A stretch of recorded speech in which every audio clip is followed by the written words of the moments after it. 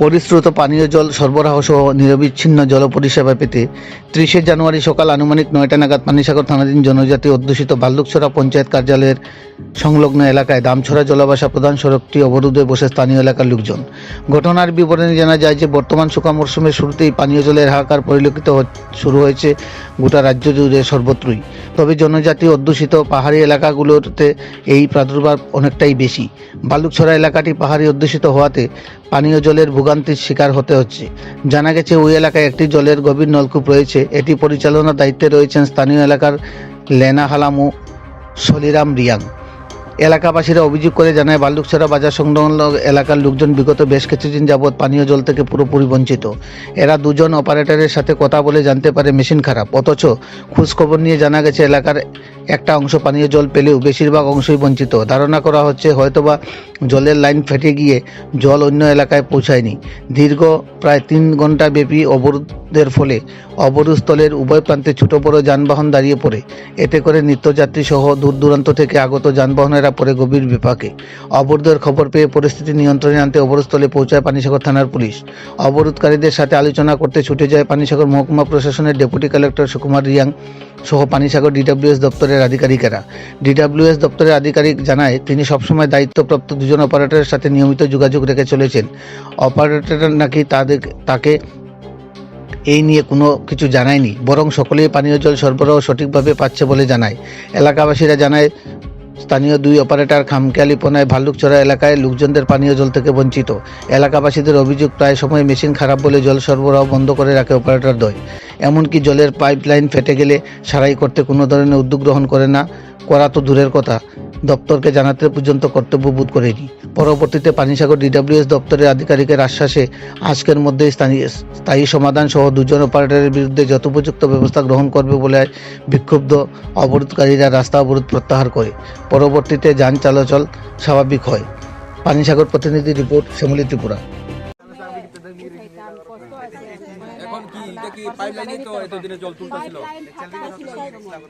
আর জল দিয়ে জল দিয়া জলগুলা সব যায় দিয়া বাইরে না জুতা তোমরা যদি না বানাইলে পাইপগুলা সব উঠাইয়া জল পাইপ দিয়া তো কোনো জলও পায় না। পাইপ দিয়ে যে জল যে পাইতাছে কইলো এটা কি পুরা পাইপগুলা ফাটা দুই দিন চলছে এইভাবে, মাস নাকি দিন না, এগুলো তো বহুত দিন হইছে। বহুত দিন তারা কোনো সারাই করছে না বা ঠিক করছে না। হ্যাঁ কইছে ইলেকশনের আগে আইছিল আর কি এখানে কাজ করা। আচ্ছা। আমি কইছি স্যার কবে আয়া বানাইবা, নিজে নিজে বানাইয়া ইলেকশন পরে আয়া আমরা ঠিক করব। তারপরে আজকে পর্যন্ত দেখো এরপরে থাকি তো জল পাই অল্প অল্প। হ্যাঁ, এরপর থাকি তো 3 মাস ধরে 2-3 মাস ধরে আর পাই না আমরা। তো এখন কোথা থেকে আপনারা জল হইতাছে? লুঙ্গা থাকি আর আনি স্যার দেখো এমনি বিশ্বাস জল করতে হয় না। না 2 মাস চলে আমার সিজার হইছে, এখন আমি লুঙ্গা থাকি কেমনে জল আমি করতাম। এখন কি জলের পাইপ পুরা টাকি কত না জল এমনি যায় না, লাইনে যায় না? জানি না তোমরা ভিতরে না কত মাস হয়েছে, 3 মাস হোক 2 মাস হোক, জল তো পাইতে লাগবে তো না।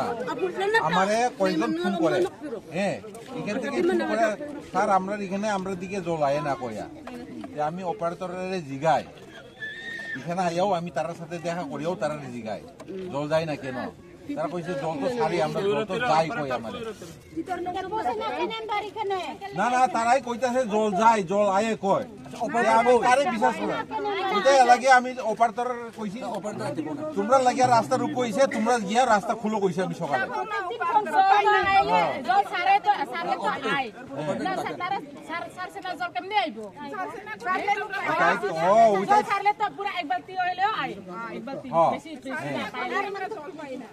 ওইটার লাগি তো আমি তারা কই তোমরা সারে নানি কইয়া জিগাই আমি, তারা কই আমারে সারে কয় আপনি বাটেন না উপরতে থাকলে তো অন্তত কথা কয়। এখন অপারেটর ডাকেন আর তারা গাছটা মিটিং বইবো আমরা, আলাদা বইয়া মিটিংই বইবো আপনাদের সাথে মিটিং বইবো আমরা এটা বইয়া সমাধান করব। তারা কি লাগে সারে না তো জিগাইতে লাগবে।